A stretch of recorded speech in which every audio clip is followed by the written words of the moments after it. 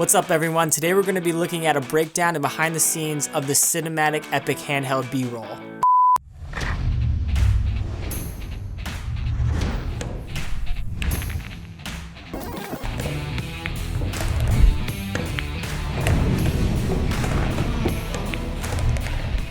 So before we dive in, I want to make it clear that you do not need fancy equipment to make videos like this. It's more about the person behind the camera. For both the videos I made that were handheld B-roll, the cookie video and the pool video, I used the Sony a6500 as well as the Aputure 120D Mark II.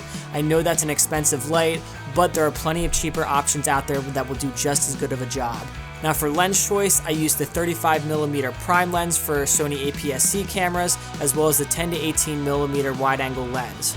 I'm using these lenses as they are Sony native lenses, so that means I can really use autofocus when I really need it. For both of these B-roll videos, I shot all of them entirely in 1080p at 120 frames per second, and if you're watching this, I'm sure you've heard of the 180-degree rule, but I actually used a higher frame rate than that, something over 320, just because it makes the footage look a lot more crisp, especially when you're slowing footage down and speeding it back up. So I just want to make it clear that it is okay to break the basic camera rules every once in a while. Now with that being said, let's take a look at the opening shot. So for this shot, I actually stood on the pool table, pushed the camera forward and lifted it up at the same time, and then twisted it as I wrapped it down towards the other side. In post, I actually rotated the clip because I thought it looked cooler than the original way that it came out. With the movement of the camera, I was able to make an easy transition into the second shot because I started the second shot the same way I ended the first one. This is the key to making videos like this because you have to shoot to edit. I had this planned before I even got into the editing room. The next shot is the pullback of the cue stick, which I matched with the motion and speed of my buddy's arm. All of this is just being creative and trying to tell a story from start to finish. The same applies for the next shots of the sequence, which for these shots I incorporated scaling and speed ramps to correlate with the music I used. When it comes to using manual or autofocus, I use both. It all depends on the situation and shot that I'm trying to take and which one works easier for me. So this shot, for example, where he's swinging the cue stick, I actually used autofocus because it was super hard to keep the same distance when I used manual focus. I also used autofocus on this shot and used the touchscreen to auto-track the incoming cue ball hitting the blue ball. I actually tried to manually rack focus this and it was just too hard to keep up with the speed of the ball. So with the touch of the button on the camera, with autofocus on the Sony, it worked out perfectly. Now on the other hand, an example of where I used manual focus would be the shot of throwing the chalk up in the air. It would have been impossible for the camera to keep track of the chalk while it was in the air, so I set the focus manually, and while we threw it, the chalk actually drifted into the field of focus and I didn't have to do anything other than just hold the camera.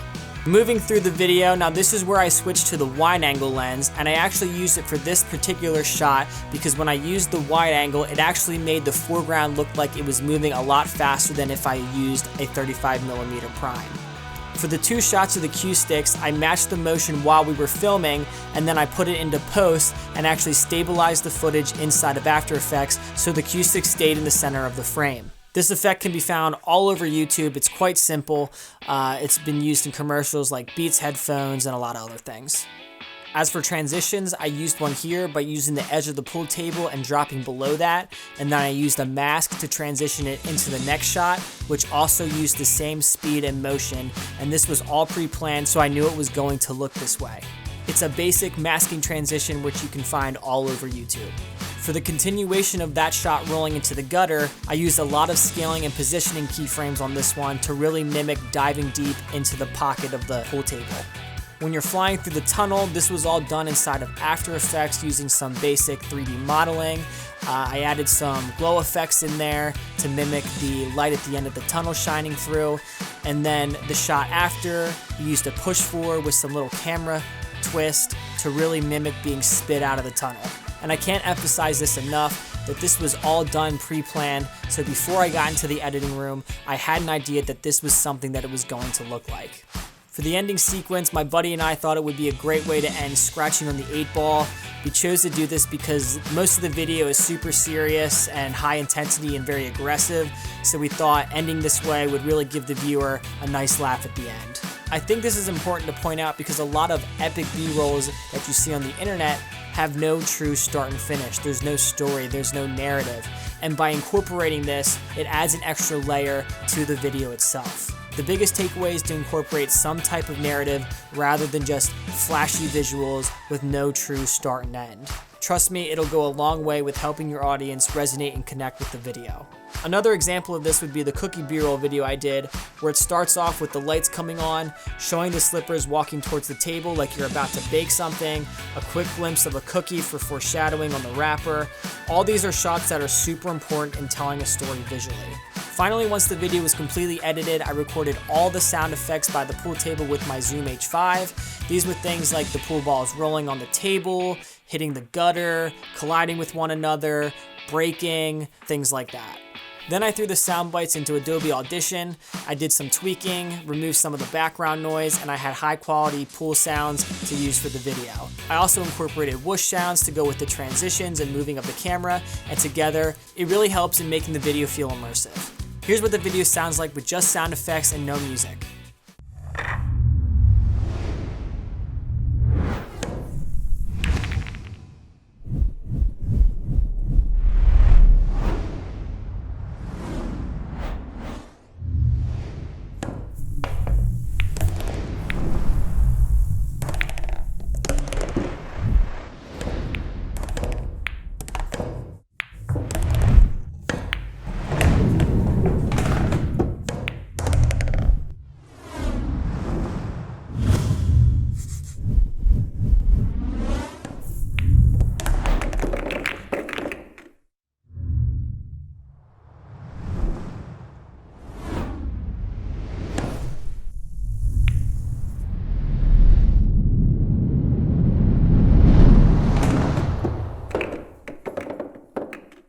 And there you have it, a full epic B-roll video done entirely handheld. If you enjoyed this video and if it helped you in any way, please give it a like, consider subscribing. If you have any more questions, please leave them below. I will respond to every single comment on this video. Again, thank you so much for watching. I'll see you in the next one, and continue to follow your passion. Down of the cinematic epic handheld. Today we'll be looking at the behind the scenes